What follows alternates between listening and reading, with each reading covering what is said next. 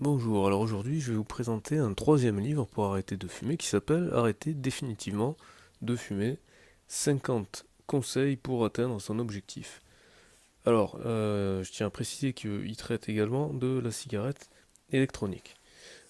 Alors, je vais vous montrer un petit peu les grandes lignes de ce livre, donc qui a été écrit par Monique Haussmann et avec la préface du professeur Bertrand Dotzenberg.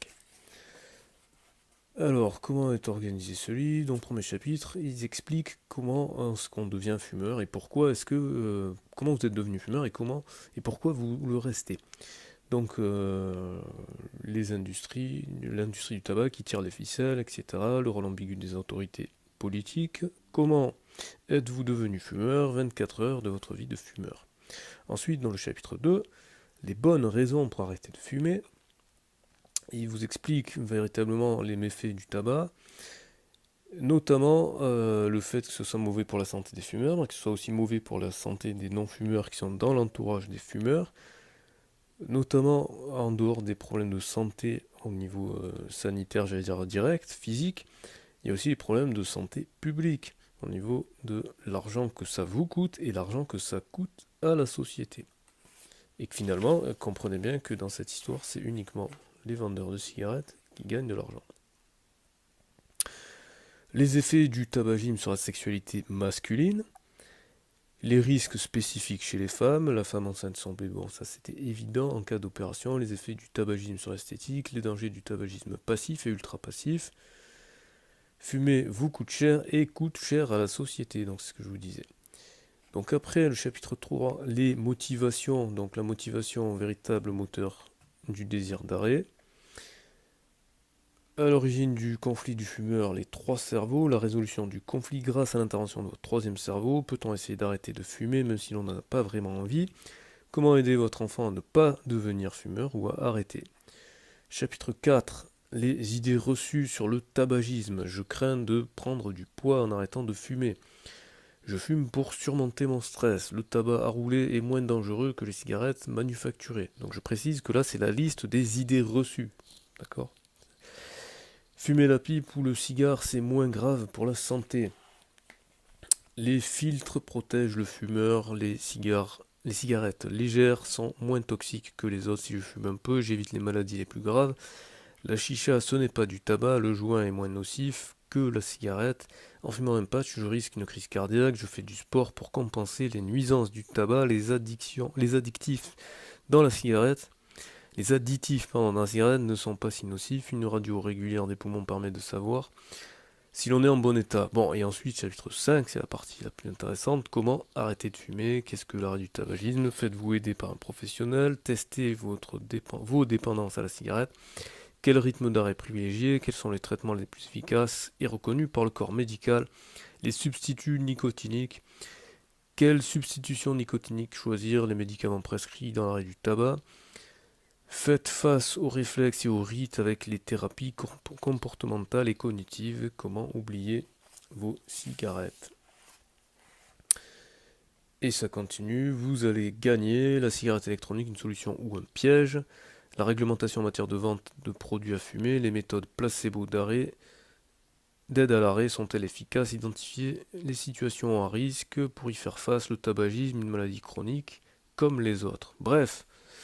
Donc voilà pour ce livre, comment arrêter de fumer définitivement, arrêtez définitivement de fumer, libérez-vous des cigarettes en recroyant votre cerveau.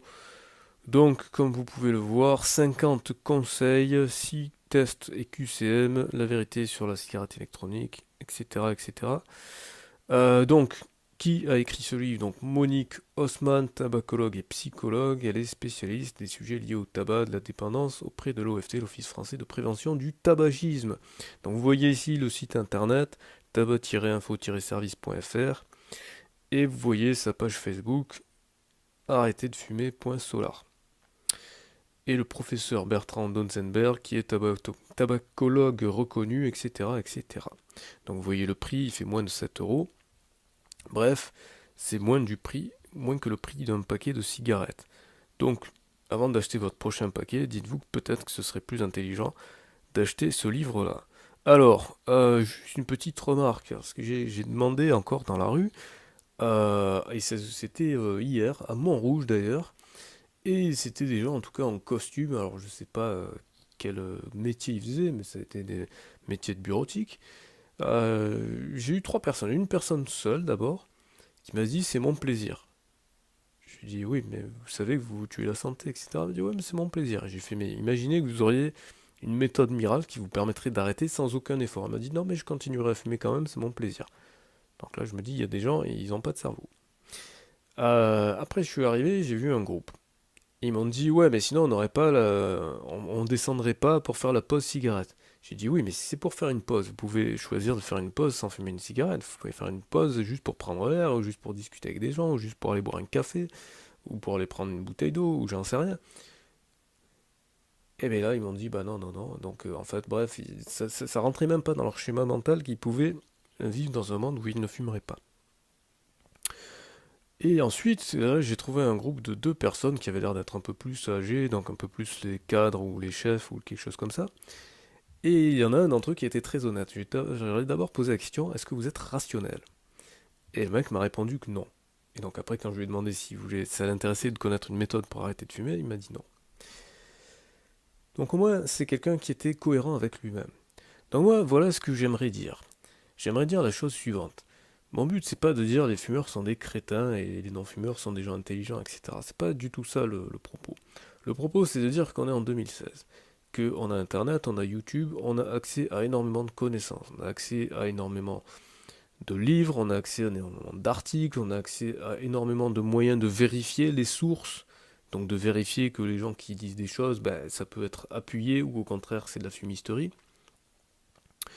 Voilà, donc moi je suis pas un expert du tabac, et je me suis jamais présenté comme tel, je vous donne exactement les sources que j'ai, mais par contre je suis quelqu'un qui aime réfléchir et se dire que chacun a la capacité justement de réfléchir raisonnablement.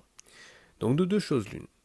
Soit vous êtes capable d'analyser raisonnablement et rationnellement que le comportement de fumeur est un comportement totalement irrationnel. Et encore une fois, ce n'est pas du tout, comment dire, je ne suis pas en train de dire les fumeurs sont des crétins. Tout le monde a des comportements irrationnels. Maintenant, face à ça, il y a deux façons de faire. Il y a soit la façon qui est la suivante, c'est-à-dire de se rendre compte qu'on est soi-même, des comportements qu'on a qui sont irrationnels, surtout que là, pour le coup, c'est un comportement irrationnel qu'il est facile de prévoir et qu'il est facile d'observer en tout cas puisqu'il suffit de regarder son compte en banque.